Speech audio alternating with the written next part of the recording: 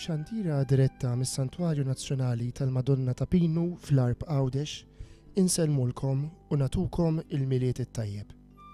Illum il-ħadd 25 ta' Diċembru, festa tant għażiża għall-Knisja mad-dinja kollha, it-twelid ta' Sidna Ġesu Kristu.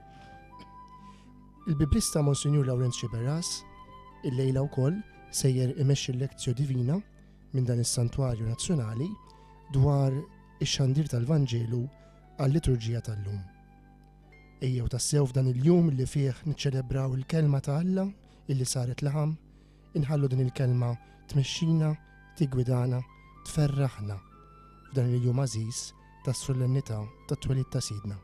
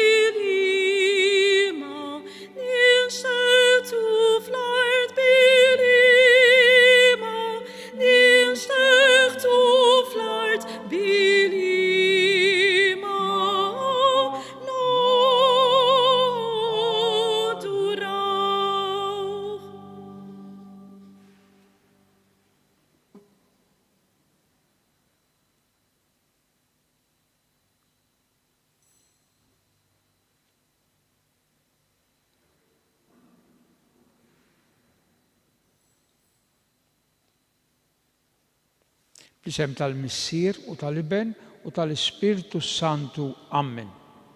Nitolbu lill-Ispiritu Santu dak li dellel fuq Marija ta' Nazzaret biex tatna l-Iben waħdini tagħha l-Emanueli sabiex idawwa l-moħħ u l-qalb minn tagħna u hekk niċċelebraw flimkien din is-solennità tat-twelid ta' Alla magħna l-Emanueli.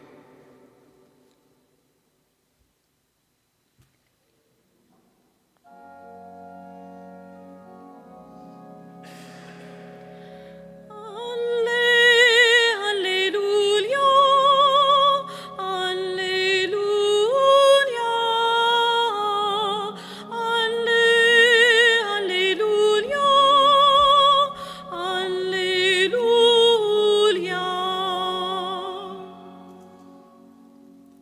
Qarim mill-Evanġelju skont San Luqa. F'dik il-ħabta, Ċesari Awgustu ħareġ digriet biex isir ċensiment fid-dinja kollha.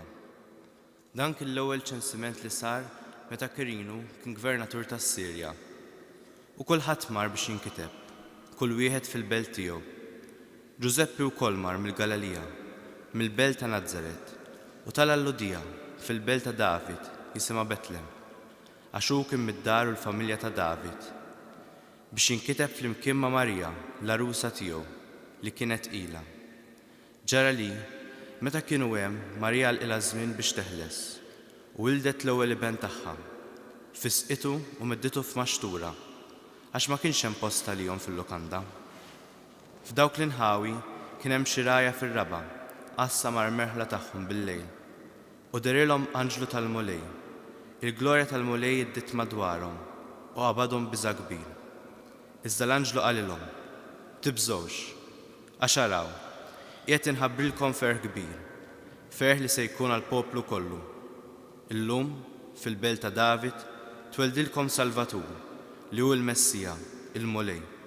U bħala sinjal ikolkom dan, issibu tarbija infisqija u mimduda f'maxtura.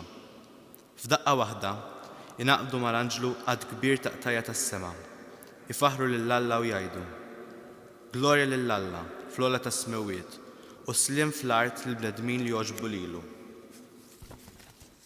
Mela mbagħad l-anġli ħallewhom u telgħu is-sema. Ir-ragħja bdew jgħidu lil xulxin: ejjew immorru Betlehem, ħa naraw x'ġara kif għarrafna l-mulej. Marru mela jaġlu u sabu l-Marija u lil Giuseppi bit-tarbija mimduda f'maxtura. Kif raw dan, bdew jarfu b'kull ma kien intqal lilhom dwar dik it-tarbija, u kull min semgħuhom baqa' mistaġeb dak li qalulhom ir-ragħja. Marija min-naħa tagħha baqgħet toss f'qalba dawn il-ħwejjeġ kollha u taħseb fuqhom bejnha u bejn ruħha. Ir-ragħja mbagħad reġgħu lura, isebħu jarfu lill-Alla għal kull ma kienu raw u semgħu kif l-anġlu kien qalilhom. Il-kelma tal-mulej. Il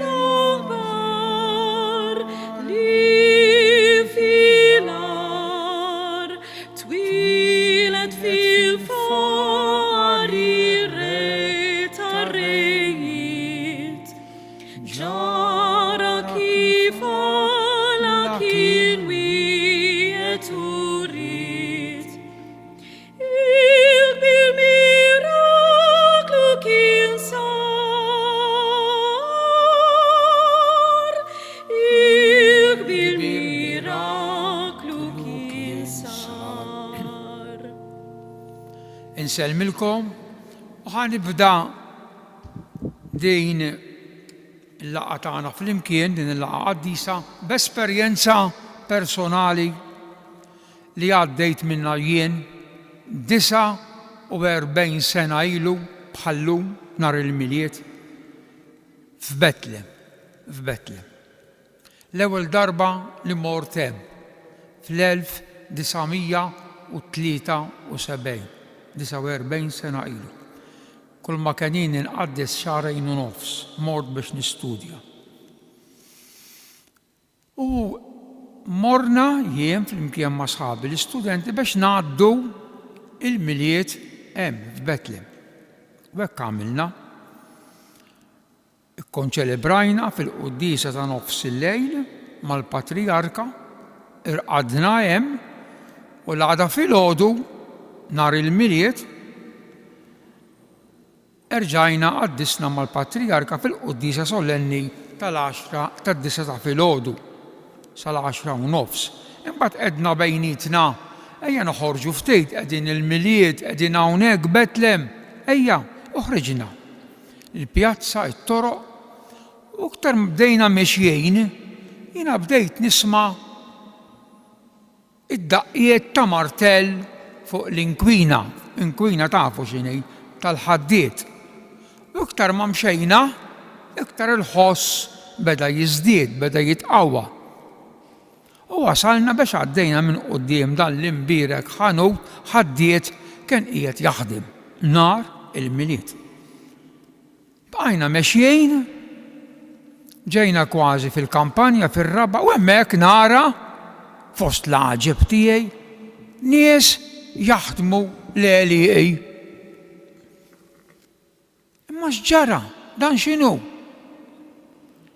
Imbagħad wasalna biex ikkonkludejna jiena u anki sħabi kienu nies Musulmani. Il-Musulman m'għandux miliet. Jiġifieri qegħdin f'Betlem. Min jaf kemmijiet ta' eluf ta' nies jixtiequ illum il-miliet qegħdin hawn. U intom qegħdin hawnhekk u qisu illum 25 ta' Diċembru qisu ma qiegħed jiġri xejn. X'inhi l-konklużjoni ħuti? Il-fidi, it-tagħlim min ma jitgħallimx ma jistax jemmen, għalhekk San Pawlu jgħid il-fidi mis-smigħ, dak li jgħid San Ġwan fil-Vanġelu tiegħu fil-bidu, kapitlu 1 vers 11. Ġie f'daru u niesu ma laqgħuhx. Twemmin differenti minn tagħna x'jippurtah ma jafx. Dallek ħut il-eżis kemm għandna nożżu kif bħalissa qed jinsisti ħafna l-Isqof Anton fuq is-siwi u li nisimgħu il-kelma ta' Alla, il-kelma li jiddawwalla.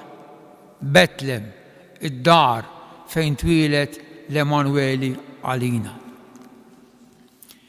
U din l-esperjenza ddaħħalna issa fis-suġġett li qegħdin niżvolġu flimkien, Betlem. Daqsxejn taraħal madwar 8 kilometri l-bogħod mill-kapitali minn Ġerusalemm, l-istess triq li twassal lejn Hebron. Betlem illi jimbagħad parti minnha tagħti għad-deżert tal-Ġudea u anke jkompli sejrejn il-Baħar il-Mejjed. Betlem fejn hija miżgħuda b'ħafna siġar dejjem iħaddru evergreen, iż-żebbuġ, iċ-ċipress, il-palm, il-ħarrub, Betlem. Betlem li diġà tissemma fit-Testament il-Qadim. Pereżempju fl-ewwel ktieb tal-Iskrittura, l-ktieb tal-Ġenesi, l-ewwel ktieb. Ġakob għandu l-mara ħatwellet Rakele, ġa kellha t-tifel il-Ġuseppi, ħatwellet l-tieni wieħed u tmut.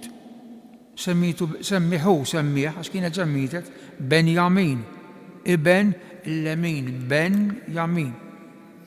U sallum għatem il-qabar ta' Rakele. U sal-lum, ommijiet li kunu qegħdin iġorru tarbija se jweldu immor kemm insara, kemm Lot għax Rakele u anke Musulmani imorru f'dan il-qabar ta' Rakele biex ikollhom ikompli l-proċess ta' tqala u jkollhom ħlas sewwa. Ara twemmin issa. Il-qabar ta' Rakele. Ġeremija jitkellem meta jimmaġina l din l-om tibki qiegħda fit-triq ta' Betlem tara in-nies tagħha sejrin l-eżilju tal-Babilonja. Betlem għandna l-istorja ta' Rut. Betlem u fejn hemm se nitkellmu ir-rajja Bet Saħur fejn Rut hemmhekk tiltaqa' ma' Boaz. Imbagħad tiżżewweġ ikellu mill-Obed, Obed ikollu il-Ġesse u Ġesse minnu jitwieled David, is-Sultan. David ħajtu kollha ddur ma' din il-belt sakemm imbagħad sar sultan u mar Ġerusalem. David twieled f'Betlem. Ġie midluk sultan mill-profeta Samwel f'Betlem. Għamel dik ir-rebħa mal-ġigant Gulija fl-inħawi ta' Betlem u saritlu l-profezija mill-profeta Natan li smajnija l-bieraħ filgħodu fil-quddies ta' filgħodu f'Betlem. Għalhekk bejn Betlem u David se nitkellmu ma nistgħux nifirdu. Fuq kollox għandna il-profezija ta' Mikeja.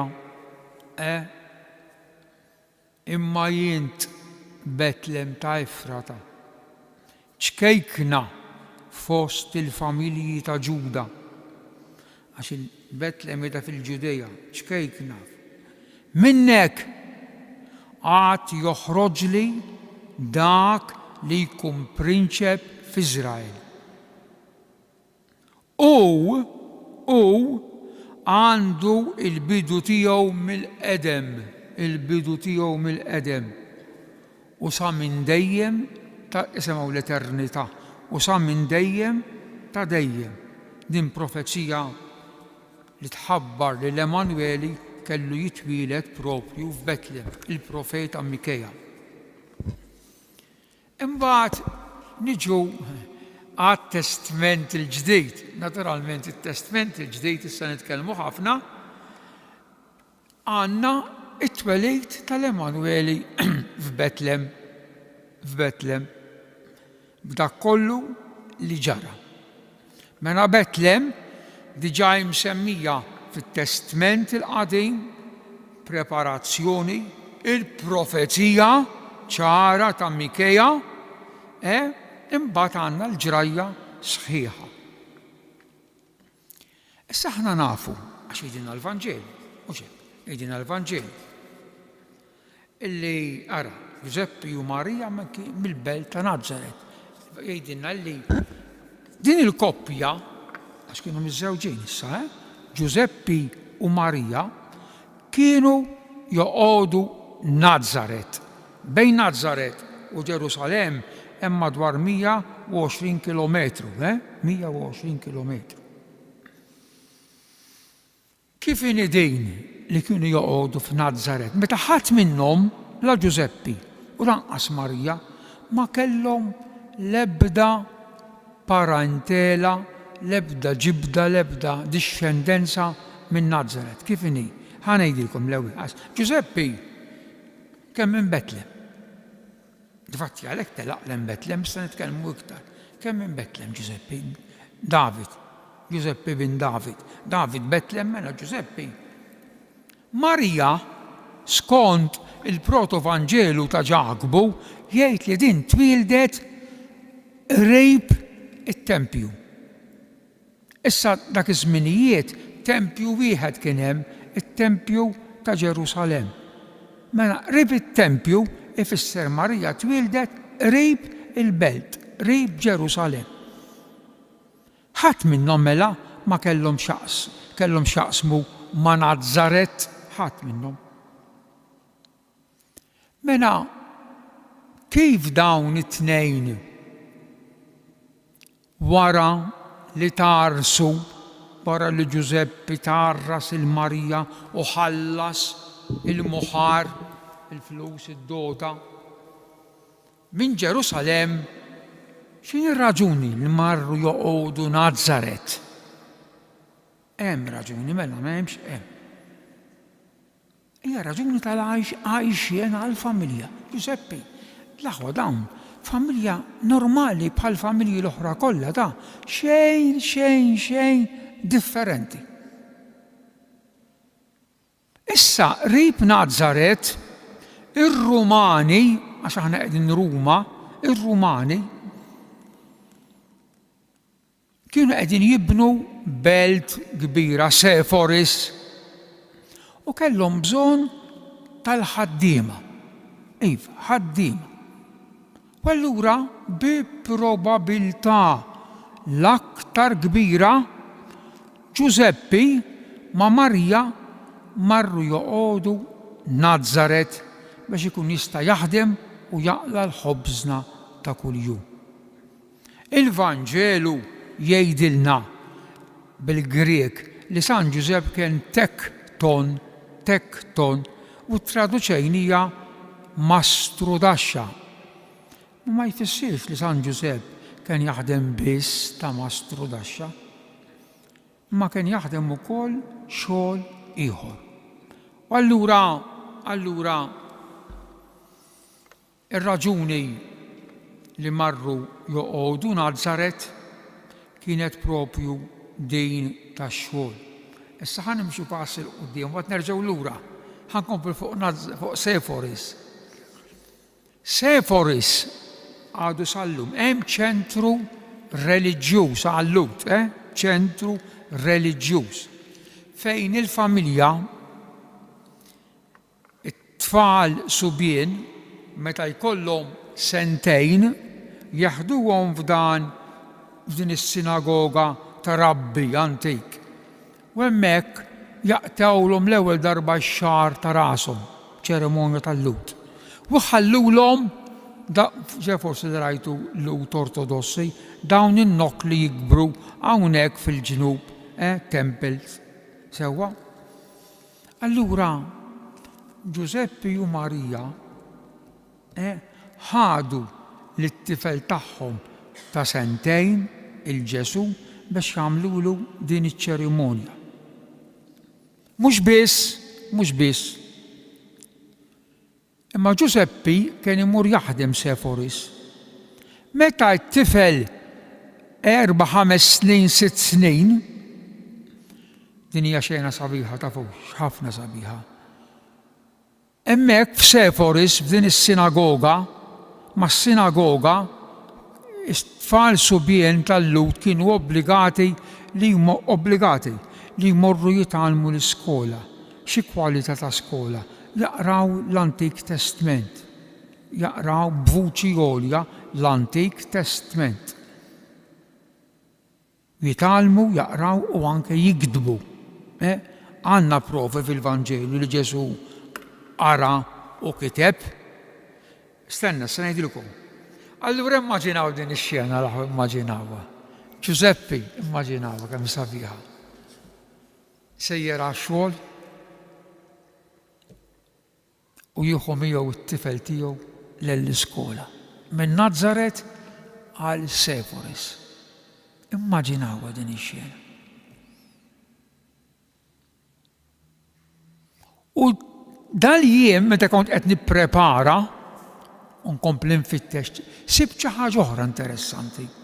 Li Ġesu dan it-tifel qabel ara kemm sabiħa ta' il-kuntest, qabel ma jitlaq ma' missieru lejn l-iskola Seforis dan it-tifel kien imur ħdejn ommu, ħdejn Marija u jirreċita it-talba tal-Kiddux, Qaddis, il-Qaddis, fejn jitlob li l-isem ta' Alla jkun qaddis. Ara daqsxejn xeni kemm huma sbieħ ta' dat tifel tagħna Nazaret sejjer l-iskola ma' missieru Giuseppi wieħed jaħdem u qabel imur lejn ommu Marija qiegħda Nazaret hemm fid-dar tagħhom jgħid din it-talba. Dawn ix-xeni hekk naturali li kienu jsiru ta' kuljum huma tassew kommoventi. Li Ġesu imbagħad kien jaf jikteb u jaqra, il-Vanġelu jgħidilna. Jaqra ħanfakkarkom dejjem ta' ħanitalmu. Il-kapitlu 4 ta' San Luqa meta jmur meta kellu 30 sena, 31 sena. Imur fis-sinagoga, jagħtuh il-ktieb, jiftaħ il-ktieb, jiktab isib is-silta ta' Iżajja, jiftħu jibda jaqra l-ispirtu tal-mulej fuqi. Qiegħed jaqra għalhekk hu ikkonsagrani. Mbagħad jagħlaq il-ktieb u jgħidilhom isemgħu din is-silta seħħet illum fija. Ġifieri Ġesu kien jaf jaqra. Jikteb, iva mela, meta ġibu dik il-mara qudiemu, jgħidulu din badnija tidneb min se nagħmlu bija nħaġruha skont il-liġi ta' Mosè, Ġesu niżel fl-art jikteb. Magħna Ġesu kien jaf jaqra u jikteb grazzi għat-tagħlim li ħa mis-sinagoga ta' Seforis. Magħna San Giuseppe u Marija marru joqogħdu Nazaret minħabba kwistjoni ta' xogħol. Issa, għandna iċ-ċensiment. Ara Alla kif jinqeda Alla. Nazaret qegħdin, il-profeziji ma tkellmux minn Nazaret, rajna l-profezija ta' Mikeja. Mhux hekk. Allura dan kif se jitwieled f'Betlem? Jitwieled magħna le? Jinqeda b'kirinu l-mulej Alla. Joħroġ l-ordni, jikmanda ċensiment. Irrid insir naf kemm għandi nies biex niġbor it-taxxa. Ċesari Awgustu ħareġ digriet. Mur merieħ il-Ċesari Awgustu, Ruma, jikmanda d-dinja kollha ta' dak iż-żmien. Biex id-dinja kollha tinkiteb, id-dinja kollha. Issa għalkemm kienu joqogħdu Nazaret, ġaqedna Giuseppi, għaxara x'kiteb x'klawsola għamel Kirinu. Kulħadd imur jinkiteb fil-belt tiegħu. Il-belt ta' Giuseppi ma kienitx Nazaret, mena fejn kienet? Betlem. Mena allura Giuseppi irrid jobdi il-liġi ta' Kirinu u flimkien ma' martu f'dik is-sitwazzjoni ħmar jew ħmara mhux f'waħedhom ma' oħrajn iħallu in-Nazaret biex jagħmlu mixja ta' 5 ijiem, 6 ijiem sakemm jaslu Nazaret. U l-Vanġelu jgħidilna ċar, ara xejn, jgħid Giuseppi kien ġej mid-dar u l-familja ta' David. Mid-dar, ġifieri mill-bejta, mid-dar. U ġes kelmiet importanti, u l-familja ta' David, issa aħna qedna David twieled Betlem, ġemidluk Betlem, il-profezija saritlu Betlem, mena allura Giuseppi ġej mid-dar, mill-familja ta' David, mena trid tmur tinkiteb Betlem. M'hemmx argument ieħor. Kelma fuq iċ-ċensiment. Iċ-ċensiment kien isir f'żewġ stadi, f'żewġ waqtiet. L-ewwel tmur tgħid tiddikjara xi proprjetà għandek. Anke hawnhekk ara. Giuseppi, dan argument ieħor li Giuseppi kien ġej minn Betlem, Il-Papa għadu ħaj Emeritu Ratzinger fil-kteb tiegħu li għandu fuq it-tfulija ta' Ġesu, Jesus of Nazareth, jgħidha ċar. Jgħid Giuseppe kellu xi forma ta' proprjetà Betlem, u għalhekk ma rbex iħallas iċ-ċensiment.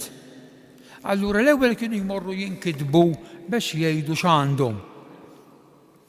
Imbagħad is-Sinjuri Rumani jagħmlu l-kontijiet u wara ma naf forsi 15 ġimgħat terġa' tmur tgħidli jiena jisimni hekk Giuseppe bin Jacob bin Nattan, għax ma kellhomx kun jom bin tittejt.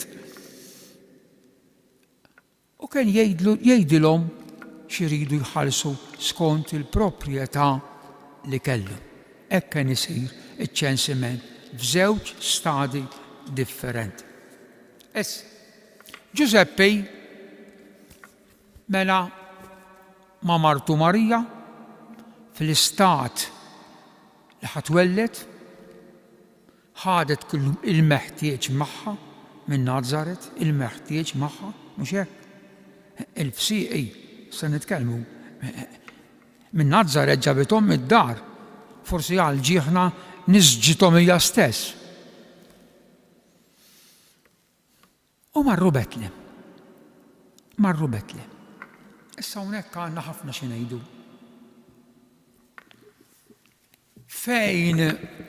Fejn ħabba Giuseppe, fejn mar ifittex Giuseppe. Għandna żewġ postijiet, żewġ lokalitajiet. Il-kelmiet bil-Arbi, waħda funduq u l-oħra ħan. Issa ngħidilkom x'inhi d-differenza bejnietom, ta' funduq ħan. Waħda lukanda, traduċejnija bil-Malti, funduq lukanda ħan ednar. Translations. Ħanibda nfisser il-kelma funduq. Lukanda. Edna mar, il-lukanda ma sabx post. Ħanara. X'inhi l-lukanda ta' żmien Giuseppe u Marija? Daqsxejn ta' post, tidħol kuritur, tista' tidħol anke bil-bejjem kollox, bil-bima b'kollox. U dan il-kuritur jibqa' jwasslek sa bitħa. Bitħa 4 ħitan, tista' tkun imsaqfa u tista' ma tkunx imsaqfa. Anke jekk ma tkunx imsaqfa, dan il-funduq inti għandek il-kenn għax qiegħed tgħaddi l-lejl imkennen minn 4 ħitan. Allura kienu jidħlu dawn il-foqra jgħaddu l-lejl flimkien mal-annimali tagħhom, bil-ħwejjeġ kollox tagħhom, jekk ikun magħluq jisħnu anke bl-istess nifs tal-annimali, għalhekk aħna fil-grotti tagħna nġibu l-baqra u l-ħmar. U hemmhekk jgħaddu l-lejl biex l-għada filgħodu joħorġu forsi jħallsu xi ħaġa żgħira u jkomplu il-vjaġġ tagħhom. Foqra, il-post tal-foqra. Mgezzin, ħwejjeġ rieħa ta' bdiewa. Fl-istess post, il-funduq, imbagħad kien hemm it-taqsima fuq xi forma ta' kmamar fejn min jista' iħallas u kollu jgħaddi l-lejl iktar kumdità milli fil-bitħa. Giuseppe wasal quddiem wieħed minn dawn funduq, ħalla l-mara tiegħu barra, qiegħda tistenna t-tarbija, daħal, isemgħu ħutità. Fuq ma setax jitla' għax ma kellux biex iħallas. Fqar. Letteralment fqar. Allura l-għażla kienet, allura qalulu ma tistax tħallas mela postok mhux hawn, itlaq. Għalhekk ma sabx post il-Vanġelu, imma ipprova tieni xorti il-bitħa fejn kien hemm dawk l-irġiel hemm reqdin bl-annimali. U Giuseppi ta' bniedem, ta' Alla, jaf li martu waslet f'dak il-mument hekk delikat. Iddeċida għataħħa li hemmhekk mhux il-post fejn iħalli il-martu. Mhux il-post. Barra dan hemm xi ħaġa oħra li ma tantx taħbad ma' moħħna. Hija dej nara. Fil-ktieb għaddejs tal-Levitiku, se meta ngħidu kotba tal-Iskrittura dan kienu kotba qaddisa. San Giuseppe u l-Madonna jridu josservaw mill-liġijiet għax kienu nies qaddisejn l-aħwa ta' bux. Issa fil-ktieb tal-Levitiku, kapitlu 12, jgħid illi meta l-mara twellet minħabba d-demm jekk twellet tifel id-dum min-niċsa 40 ġurnata. Imbagħad wara 40 ġurnata tippurifika lilha jinfisha u tagħmel l-offerta. U aħna ippermettuli jinfakkarkom din il-festa nagħmluha fit-2 ta' Frar, il-Gandlora, 40 ġurnata wara llum. Jekk dejjem il-Levitiku, jekk tkun tifla flok 40-80. Imminizza. Mhux biss imma dawk li jkunu hemm qrib tagħha jew imissu mal-mara matul dan iż-żmien jitniġsu anke huma. Dan il-Levitiku, mhux jien qed ngħidu, il-Levitiku. Allura Marija li kienet taf, isimgħu l-espressjoni kif qiegħda preċiż, illi l-Bibja, il-Levitiku, dak li qed jgħid huwa espressjoni della volontà di Dio, Alla jrid hekk. Giuseppi li kien jaf din il-liġi. Għal hawnhekk mhux postna. Fuq ma nistax inħallas, għal b'dawn in-nies ma nistax noqgħod għax il-mara tiegħi tista' tkun ara x'attenzjoni għal-liġi l-aħwa tafux. Il-mara tiegħi tista' tkun okkażjoni li tniġġes il-ħadd ieħor, ifhmuni sew. Men allura postna mhux hawn. Noħorġu minn hawn. Ma nitsewx noqogħdu qalb dawn in-nies, irġiel, annimali, meta marti. Ma Giuseppi kien jaf min martu u kien jaf il-min għandha fil-ġuf tagħha, il-ġuf l-aħwa. Kemm għandna xi ngħidu. Kien jaf Giuseppi, kien jaf x'għandha, il-min għandha fil-ġuf tagħha. Għax l-anġlu qallu, tibżax tieħoġ dak li tnissel fija opera tal-Ispirtu Santu. Allura Giuseppi derru li dan il-fondoq, din il-lukanda, fuq ma jistax, ma kellux biex iħallas mena mur. Ma għandekx biex tħallas mena wisfel il-common place. Allura sa jiġri. It-tieni kelma, il-ħan, Katalima. X'inhu ħan? Ħan huwa post fejn il-vjaġġaturi post tista' tkun daqsxejn ta' orfa ta' kamra fl-Eliqi.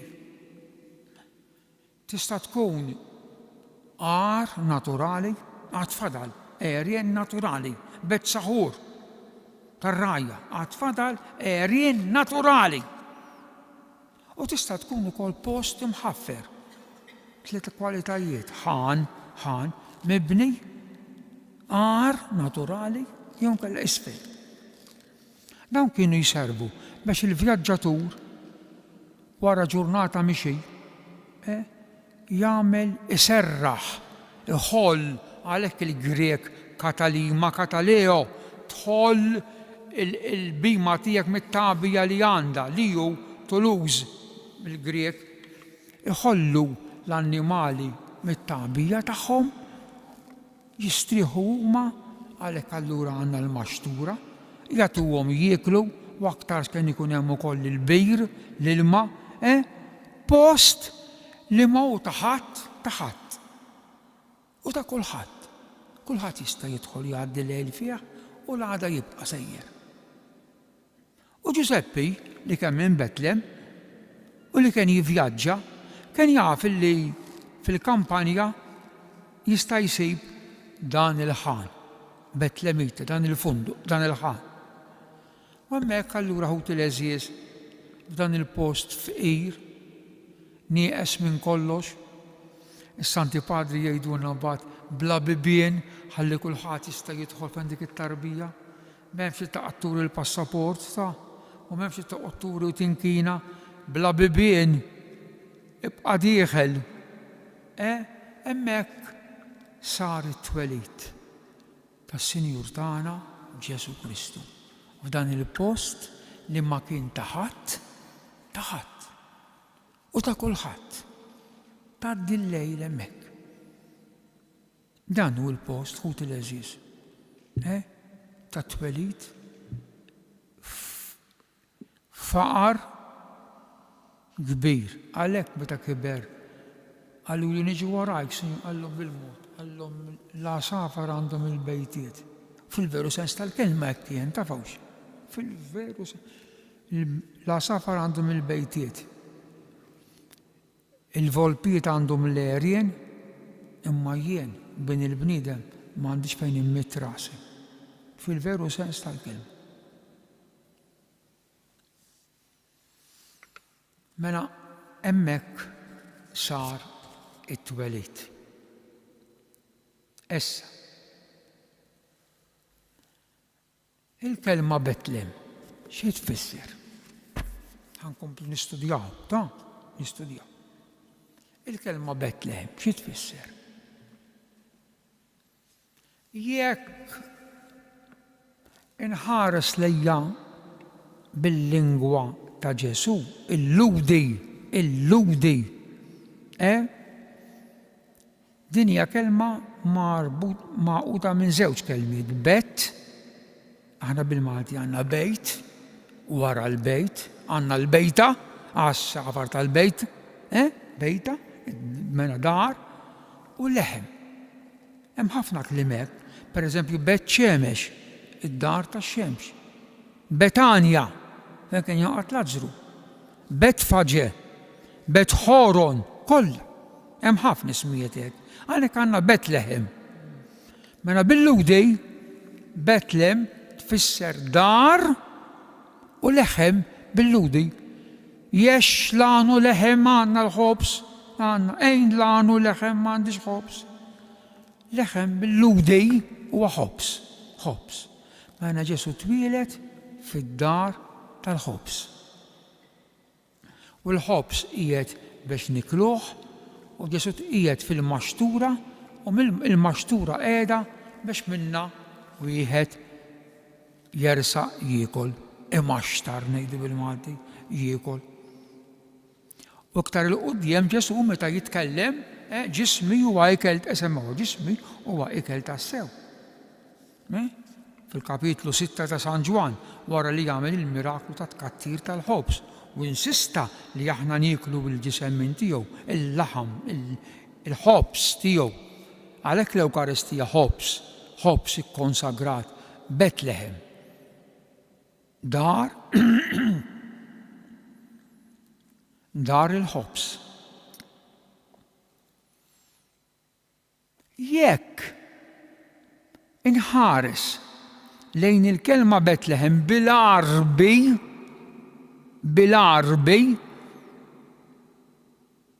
fisser dar bħalna l-Malti preċiż. Dar il-laħam.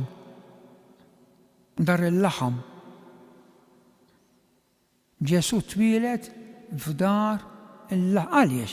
Għax Ġesu laħam. Il-Grek sarks. Isemgħu San Ġwan, kapitlu 1 vers 14, dik il-famuża sentenza li San Ġorġ preka tant tgħallem wiprit kawxandar. Verbum Dei caro factum est. Literal translation, verbum kelma Dei ta' Alla factum est sar karo bil-Latin hija laħam. Liben ta' Alla sar laħam. U l-Grek hekk titraduċi sarks laħam. Mena Betlehem Ġesu twieled fid-dar tal-laħam għaliex kitiba hekk dik is-sentenza San Ġwan għax kienet ħarġet id-deċerija li Ġesu huwa biss fantażma taraħ imma mhux bniedem bil-mod. Ġesu kemm bniedem laħam bħalna. Jieħdu l-għaċċ, jgħejja, ibati, jara, liben Alla verbum dej karo, liben Alla laħam sar għalina. Mena Betlehem bil-Ludi dar il-ħobs, Betlehem bil-Arbi dar il-laħam, u t-tnejn li huma isibu l-ispjegazzjoni preċiża fl-Emanueli tagħna, dak li llum qegħdin nifirħu. Iktar. Għadna fuq Betlehem ta'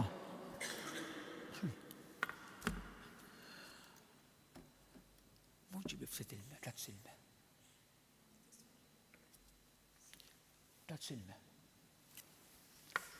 Betlehem. Ġesu għamel din interessanti wkoll, forsi qatt ma ħabtet ma' moħħkom, qatt. Ġesu għamel 3 snin jippriedka, 3 snin. U ġera u mmexa tom. Ħanibdew. L-art imqazza maqsuma fi 3 taqsimiet kbar. Il-Ġudeja, is-Samarija u l-Galilija. 3 taqsimiet kbar. Ġudeja, Samarija fin-nofs, Galilija. Nibdew mill-Ġudeja. F'din ir-reġjun kbir tal-Ġudeja xemm. U Ġesu kollha mar, ħansemmihomkom. Ġerusalemm, il-belt kapitali. Betanja, għand Lażru, Marta u Marija. Betfaġe, minn fejn rikeb fuq il-ħmar 8 ijiem qabel il-Passjoni, Betfaġe. Mar fuq il-għolja taż-Żebbuġ, kellimhom minn hemmhekk. Mar il-Ġetsemani, qasam il-wiet u mexa fil-wiet tal-Kedro. Mar Ġeriko, 20-22 kilometru minn Ġerusalem għal Ġeriko. Għandna l-mirakli, l-għama ta' Ġeriko, Zakkew Ġeriko. Mar Emmaus, ma dawk id-disċipli dakinhar tal-għid, mexa magħhom u daħal jiekol magħhom, Emmaus. Mar fid-deżert tal-Ġudeja, niexef.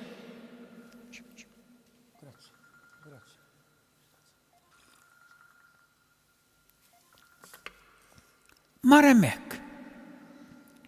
Anki fil-parti tan-nofs fis-Samarija, mar Samarija. Tiftakru l-istorja mal-mara Sammaritana, ta' titolbu xrob. Alla jien għandi il-ma ieħor bħal dak li ġabli dan. Il-ma ieħor. Imbagħad il-Galilija. Għadda ħajtu hemmhekk Ġesu. Sa 30 sena b'dawk l-eċċezzjoni ta' sentejn jew ftit iżjed l-Eġittu, il-Galilija kien, ġifieri Nażaret, Kana, Kafarnaum. Pietru hemmhekk is-sinagoga fejn għamel id-diskors tal-Ewkaristija. Najm, għajjem il-bint ta' Najm. Il-baħar tal-Galilija mexa fuq dik qabad dik il-kwantità kbira ta' ħut mal-tempata u sikkita. It-Tabor tbiddel. Mhux biss, mar anke f'postijiet, fartijiet li ma kienux lowt il-pagani, Ġerasa, kien hemm 10 dibliet, Dekapoli. Mar anke sal-konfini, Banijas, fejn hemm il-muntanja Hermon. Sirja. Imbagħad Betlem. Ma mar, ejdu intom, ma mar qatt. Gustusa jew. Betlem. Qatt ma jgħidilna l-Vanġelu li mar Betlem Ġesu qatt. Ejja fejn twelidt. Qatt. Interessanti. Gustusa. Imma u x'inhi r-raġuni li qatt ma mar Betlem? Il-Vanġelu ma jgħidilniex. Ma jgħidilniex. Qatt ma jsemmi li mar Betlem qatt. Fin toqgħod taħseb, tgħid imma x'inhi r-raġuni? Ħan nipprova nagħti risposta għaliex qatt Ġesu ma mar Betlem. Għax Ġesu kull fejn mar ħuti. Kellu supporters tiegħu, mela ma kellux, kellu. Anke nisa jaqduh, kellu. Folu l-kbar. Għallhom intom ġejtu wara għax kiltu u xbajtu, ma kellu. Ma kellu ħafna dewwa ħafna dewwa. Il-Vanġelu jgħidilna jonsbu biex jaqbduh f'xi kelma. Allura, biex, u din hija vera, il-ferħ li tħoss meta toqrob u tirfes Betlem, veru, qed ngħidilkom minn esperjenza kbira li għandi. Betlem l-aħwa tħoss ferħ. Ma tistax tiddeskrivih bil-kliem. Issa r-raġuni dik hi. Tħoss ferħ tas-sema. U iktar ma toqrob il-pjazza u toqrob lejn il-Knisja, iktar ħeġġa biex tinżel, tara l-ar u tkanta. Biex il-ferħ li mhux jien biss kulħadd li jħoss meta inti tersaq lejn Betlem biex dan il-ferħ ma jintilifx għax Ġesu jiltaqa' ma' xi ħadd li jfixklu, ikun hemm xi teba' sewda, allura Ġesu qatt ma mar Betlem. Dik ir-raġuni għaliex qatt ma mar Betlem. Biex kull min imur Betlem jibqa' jħoss il-ferħ. Jibqa' jħoss l-għaqda tiegħu mal-Emanueli, ma' dak ir-rigal li hemm ġo dik il-maxtura.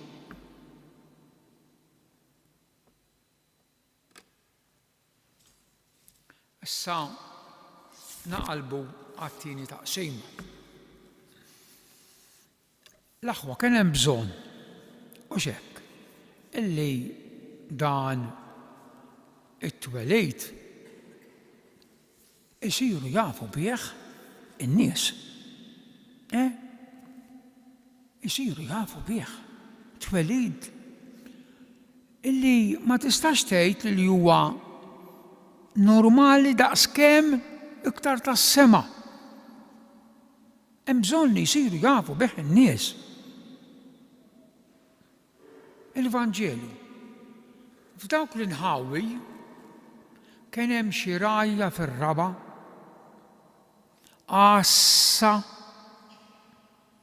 mela min huwa jassas mhux rieqed għassa mal-merħliet tagħhom bil-lejl.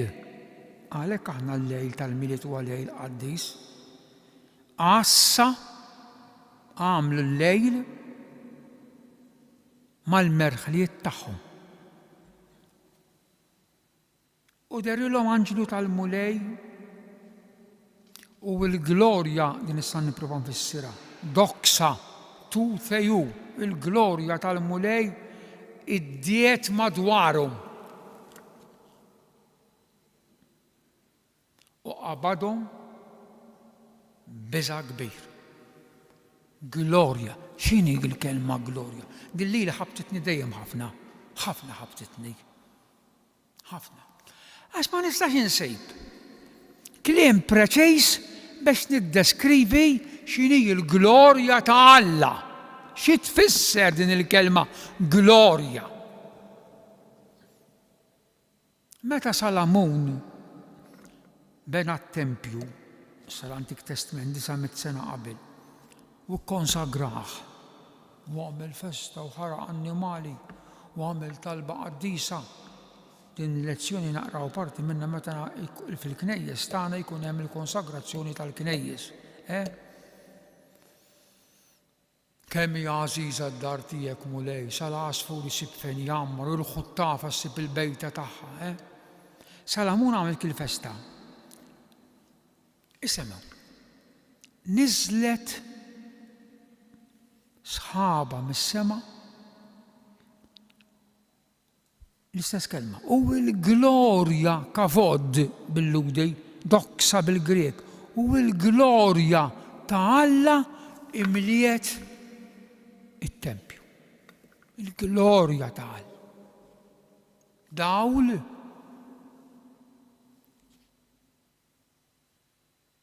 Bis San Ġwan, xini kompli jgħid il-verb sar bniedem u għammar fostna, San Ġwan ikompli. U aħna rajna il-glorja tiegħu. Il-glorja li għandu minn Alla l-Missier, il-glorja ta' Alla. U l-Vangelu qed jgħidilna derilhom anġlu tal-mulej u l-glorja tal-mulej, il-glorja iddiet dawl madwaru.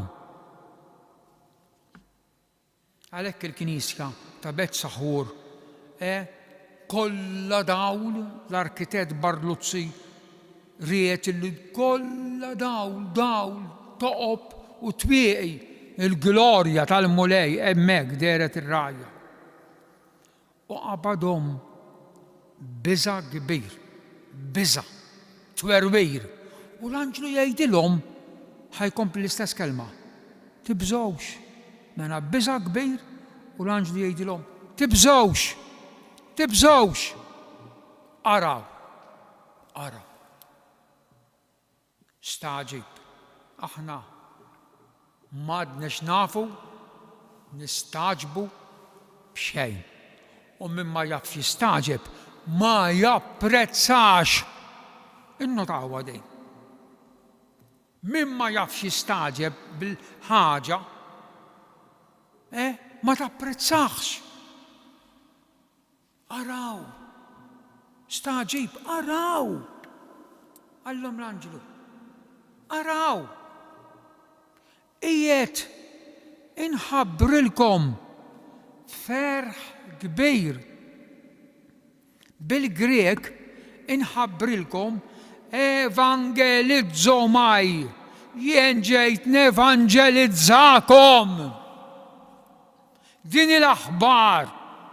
Il-Vangelu u aħbar ta' ferħ, aħbar tajba. Il-Grek evangelizzomaj. Jiena ġejt nevangelizzakom. Jiena ġejt inħabbrilkom xi ħaġa straordinarja.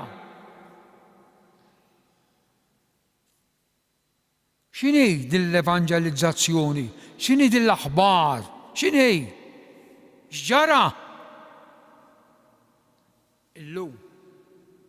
U llum din il-kelma illum jużaha ħafna drabi, 9 darbiet. Illum. Illum. Fil-belt ta' David tweltilkom Salvatur li hu il-Messija, il-mulej. U bħala sinjal ikolkom dan. Issibu tarbija, infisqija u minduda f'maxtura li din jaqaf. Francesco. Issibu tarbija, naskam titkantaw, minduda f'maxtura. Dan hu s-sinjal. Illum fil-belt ta' David. Ħanobdiħ. U dawn in-nies ħuti sempliċi, ħanejt xi ħaġa fuqhom. Ir-rajja kienu meqjusin nies imwarbin, nies maħmuġin, bir-riħa fuqhom. Nies li ma kienu laqqas iħalluhom jidħlu fit-Tempju ta' Ġerusalemm għax tniġsu. L-ironija tal-ħajja. Nies ma Alla ħut il-eżiż, Alla l-imbirek. L-ewwel aħbar tat-twelid ta' ibnu imur jwassala il-dawn il-kwalità ta' nies. Ħanara xi ktibt, ara xi ktibt. Kemm iweġġew nies, kemm bikku nies, kemm ifiru nies dawk li jidrilhom li huma prepotenti. Illum stess semmija l-Papa fid-diskors Urbi et Orbi. Meta jitkellem mill-gwerra tal-Ukrajna għalilhom diġà 10 xhur. Nies jibku bil-ġuħ, bla dawl, fil-kesħa, għax il-prepotenti jidrilhom li għandhom jagħmlu hekk jaksuhom. U Alla jidher il-dawn in-nies. Imwarbejn ma rridux nafu bikom, imma l-ewwel aħbar tajba evangelizzomaj, l-ewwel Vanġelu sejrin issiru tafu bih intom u ħadd iktar intom rajja ta' Bet Saħur. L-umli dak li jisil ta' madwaru bħalu. L-umli dak li lest li jgħinu li jaħfer. U fid-dinja l-affarijiet ma jiġrux għadduċ ta' biex eraw kemm sabiħa. Jirnexxielek tidħol fil-Knisja ta' Betlem, l-unika knisja li għadha wieqfa minn żmien il-Biżantini, l-unika fl-art imqaċċas, l-oħra kollha waqgħuhom il-Persjani fis-sena 614. Ta' Betlem għadha hemm. Biex jirnexxielek tidħol fil-Bażilika tan-Natività imbagħad tinżel dawk l-10 tarġiet biex tinżel arkubtejk u tbuż dik l-istilla b'14 punta li timmarka fejn twieled Ġesu, biex tidħol fil-Knisja il-bieb baxx, 3 piedi għoli. Jekk titbaxxa minn qaddek l-isfel jirnexxielek tidħol, ma titbaxxax taħbad moħħok superb għandek ma' dik il-blata u tibqa' barra. Ma nafx kombinazzjoni jew inkella biex iwaslilna tagħlima. Kif li benta Alla tbaxxa, ħanieqaftu.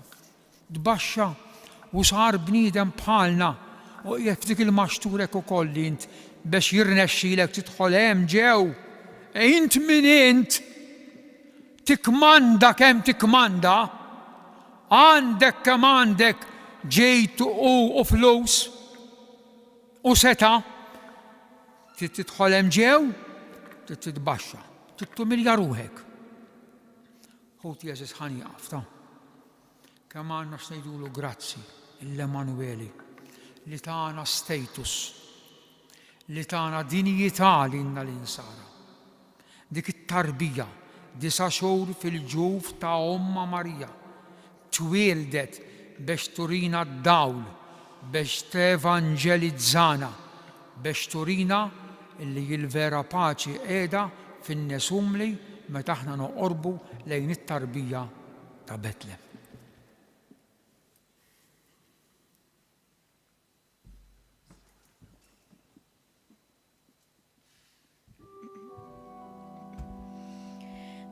Missina l-inti fis-smawit, jitantes li sem tiegħek, jitantes li sem tiegħek, tiġi saltnatek, ikun dak li trid inti, ikun dak li trid inti, fis-sema ta'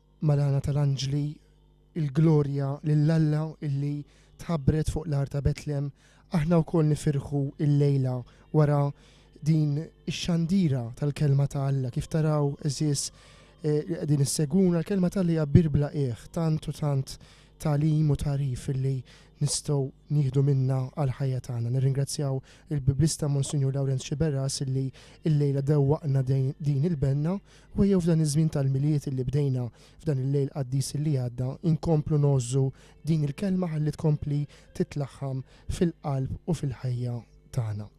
Aħna wasalna fit-tmiem din ix-xandira, però m'għandu mhux ma nerġgħu nkunu magħkom fuq dawn il-mezzi soċjali ta' Djoċesi ta' Għawdex għaliex iktar tard fit-8 ta' filgħaxija inqas minn nofsi oħra allura l-Isqof ta' Għawdex Anton Tewma se jmexxi l-aħħar qudiesa tal-ġurnata mill-ġonna ta' Villa Randil fil-Belt Victoria. Dawk li jixtiequ jsegwu din il-qudiesa jistgħu jingħaqdu magħna fuq il-paġni tagħna ta' YouTube u ta' Facebook. Minn qalbna il-miliet it-tajjeb.